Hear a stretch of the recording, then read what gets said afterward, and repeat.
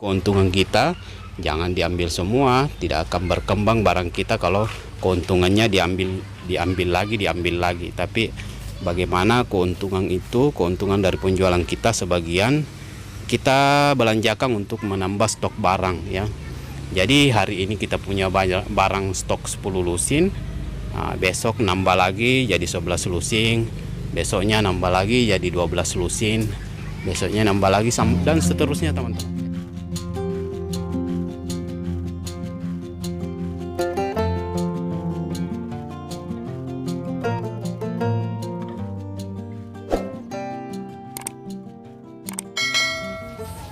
Halo, assalamualaikum warahmatullahi wabarakatuh. Apa kabar teman-teman sekalian? Kita berjumpa lagi teman-teman, dan seperti biasa kali ini kembali saya akan membagikan sebuah ide bisnis yang sangat sederhana sekali. Kemudian ide bisnis ini masih sangat potensial teman-teman, dengan modal yang relatif sangat kecil sekali, kemudian keuntungan yang lumayan. Lalu ide bisnis ini nyaris tanpa risiko teman-teman. Jadi ikuti terus video ini sampai selesai. Mudah-mudahan ada manfaat yang bisa diambil, ada faedah yang bisa diambil dari video yang saya bagikan ini teman-teman.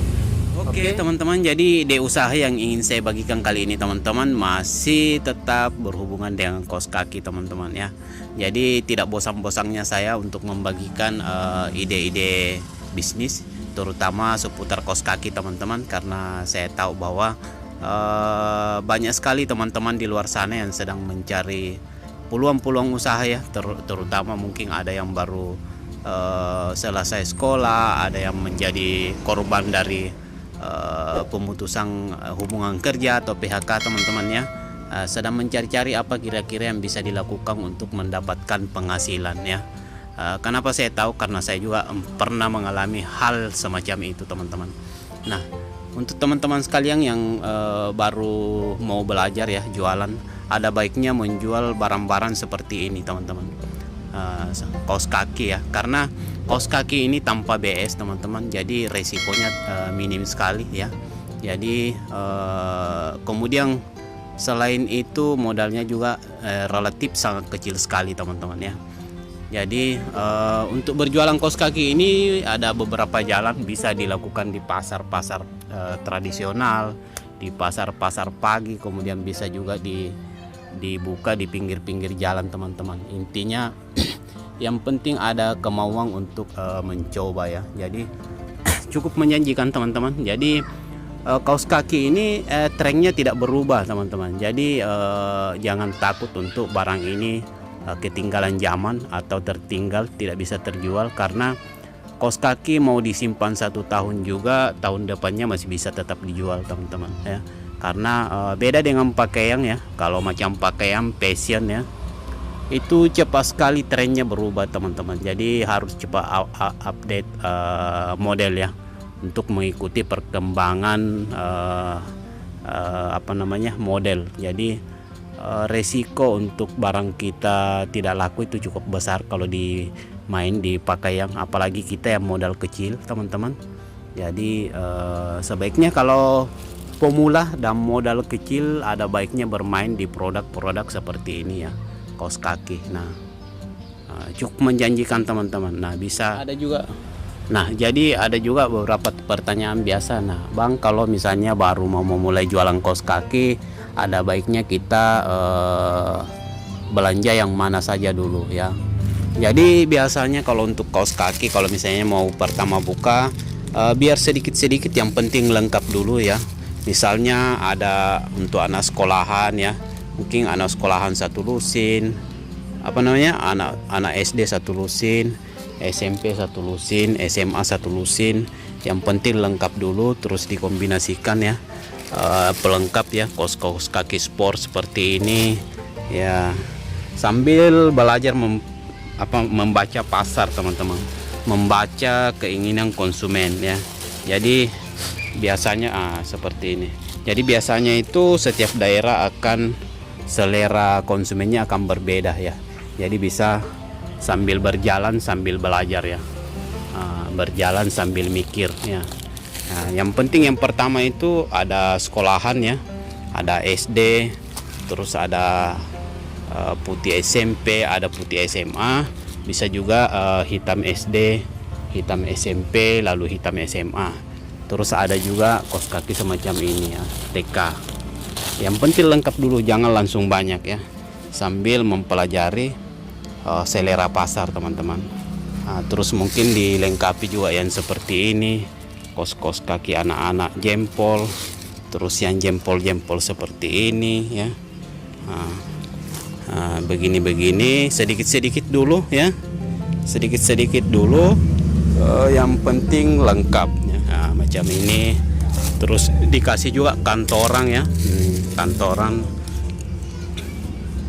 Jadi pokoknya lengkap dulu teman-teman, jangan langsung belanja banyak ya. Mungkin belanja 1 jutaan sudah bisa buka teman-teman ya, 1 jutaan. Bahkan ada beberapa teman yang modal awalnya di bawah 1 juta, ada yang 500. Malah saya dulu awal jualan ya, awal jualan itu modal 100.000 teman-teman. Jadi ini real, saya sendiri yang mempraktekkannya. Cuma cara saya jualan dulu kan beda teman-teman ya. Saya dulu awal jualan 3 lusin dengan sistem jual langsung door to door ya. Jadi cepat begitu. Seperti ini teman-teman. Jadi awal jualan tidak harus banyak ya. Yang penting lengkap dulu, ada SD-nya, ada SMP-nya, ada SMA-nya, ada TK-nya, ada baby-nya ya, ada kantorangnya, ada untuk ibu-ibunya semacam ini ya. Seperti itu. Jadi sambil berjalan mempelajari pasar, apa kira-kira nih kebutuhan pasar. Nanti akan tahu sendiri teman-teman. Kalau sudah buka di pasar, ada yang bertanya, ada ini, ada itu. Nanti dilengkapi sedikit-sedikit, apa-apa yang kurang ditambahkan lagi barang kita ya. Jadi kalau jualan ya, jangan untungnya jangan diambil semua. Jadi sebagian untung dari penjualan kita dibelanjakan lagi, diputar lagi, sehingga barang kita bisa bertambah ya.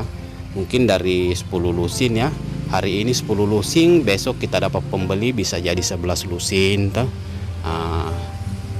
Sambil disisihkan untuk menambah barang teman-teman. Jadi keuntungan kita jangan diambil semua, tidak akan berkembang barang kita kalau keuntungannya diambil lagi. Tapi bagaimana keuntungan itu, keuntungan dari penjualan kita sebagian kita belanjakan untuk menambah stok barang ya. Jadi hari ini kita punya banyak barang stok 10 lusin, besok nambah lagi jadi 11 lusin, besoknya nambah lagi jadi 12 lusin, besoknya nambah lagi dan seterusnya teman-teman. Jadi kalau sudah banyak stok, kita sudah bebas bermain ya. Kalau sudah banyak stok, kita sudah bebas bermain ya. Bisa mungkin membuka cabang lagi begitu ya. Jadi semacam itu teman-teman. Jadi saya selalu sama sekali membagikan hal-hal seperti ini ya. Tidak lain hanya ingin memotivasi ya.